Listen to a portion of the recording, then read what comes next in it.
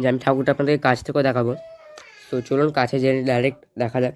তার আগে আমি একটা জিনিস বলে দিচ্ছি, এই যে সাইডটা আপনারা দেখতে পাচ্ছেন, সাইডটা হয়তো আপনারা দেখতে পাবেন যে গেটটা আছে, ওই গেটের উপরে যে ডুমটা আছে, একটা বাল্ব আছে, সেই বাল্বটা কিন্তু কালার চেঞ্জ করে, সেটা নিয়ে আমি আপনাকে ভিডিওতে বলবো।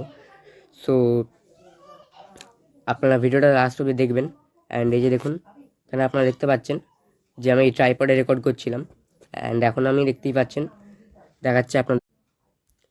সো এখানে আপনার সাইডে দেখতেই পাচ্ছেন যে কত কী রাখা, মানে যে কত কী রাখা বলতে কত রকম মানে বাল্ব আছে।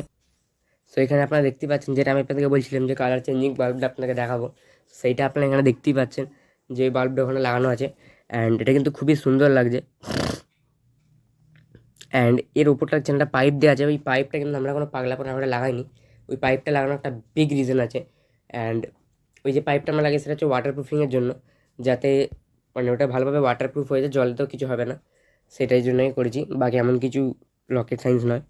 সো এখানে আপনারা দেখতে পাচ্ছেন যে এই যে বাগানে যে লাইটটা বলছিলাম, সেটা কিন্তু সত্যিকারের খুবই সুন্দর লাগছে।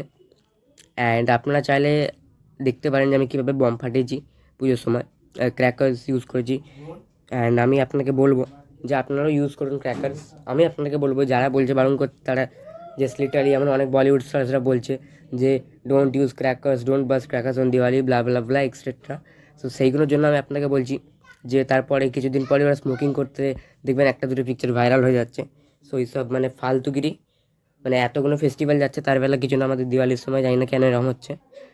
যাই হোক, যেটা আমি আপনাকে বলছিলাম যে এই যে ডেকোরেশনটা আপনারা অবশ্যই বলবেন কমেন্টে কেমন হয়েছে। অ্যান্ড আমার ক্র্যাকার্স বাস্ট করার একটা ডিটেল ভিডিও আছে, সো সেটা আপনারা আপনাদেরকে আমি আপলোড করবো, তো সেটাও আপনারা দেখতে পাবেন, সেটা আমি আপনাদেরকে দেখাবো। সো তখন আপনারা দেখতে পাবেন। অ্যান্ড এই যে ঘরটা আপনারা কমেন্টে বলবেন কেমন লাগছে।